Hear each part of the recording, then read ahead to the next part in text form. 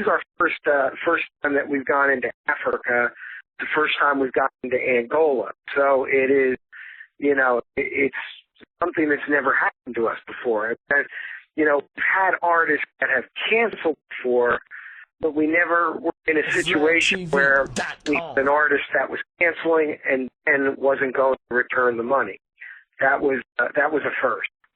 Is this something that you've ever heard of before, whereas when there's a no-show and the promoter is asking for their funds back, when those funds aren't returned, the people who are facilitating the artist, they are detained? I've never heard of such a thing in my life. I have, since this episode, I've heard it's happened a number of times here in Angola, where the promoter wants someone to come down ahead of time, or if the act doesn't show, they hold the act. They hold the act hostage, or there's some sort of violence involved. From what I'm told, there was a big incident down here with DMX. There was also an incident with 50 Cent. There was another incident with Busta Rhymes. These were all bad, and Fat Joe also.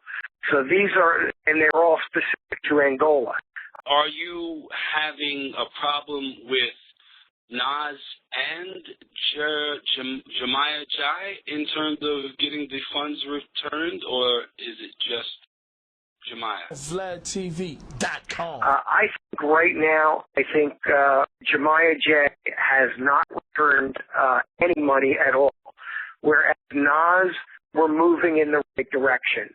Right now with Nas, he's returned I believe it's $249,000 to date. That's hit our attorneys. That's hit Chuck Jekyll's account. I think we're at least moving in the right direction with Nas. Still not enough money to get us home. We need to see the return of the entire $300,000, and we need to collect the money from Jemiah Jai. So far, to that end, we haven't gotten any money from her. The promoter also wanted something in addition, in excess of his initial $300,000 payment. And is that true? No, I think that there's confusion. He wired us $400,000, of which we spent approximately $50,000 to $60,000 of that money for flight changes that we had to make for Nas and Jemiah Jai. The flights here are very expensive. We had to make flight changes for them.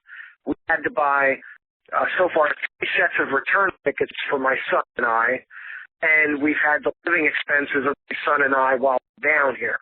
So we've got approximately, somewhere in the area of $50,000 in our account left over. So we're trying to get the monies, the $300,000 from the $15,000 from Jemiah. We've got about $45,000, $50,000 left in the account, but the promoter down here wants all $400,000 back. And we've explained to him that we've got non-recoupable expenses that are legitimate expenses tied to the concert. What authority is this promoter holding you, and how long can this potentially go on? Well, the embassy just provided an attorney for us yesterday. Down here, the attorney has to approach the government and petition the government to find out whether or not there are charges that are against us, that are pending against us right now, or if the charges are imminent. We don't have that information yet, neither does the embassy. And where are they keeping you and your son? Right now, we're in a hotel. We've been to the second hotel. We've been actually the third. The first place we stayed was a safe house provided by the embassy. When we weren't able to board a flight January 1st, the embassy then took us to a hotel in downtown Luanda, and then my son and I moved again last night. It was simply, for security purposes, we moved the hotel. We're being followed all the time. We've been, confirmed by the local promoter, by the police, by the embassy that we are being, eyes on us at all times by the local authorities and by the promoter.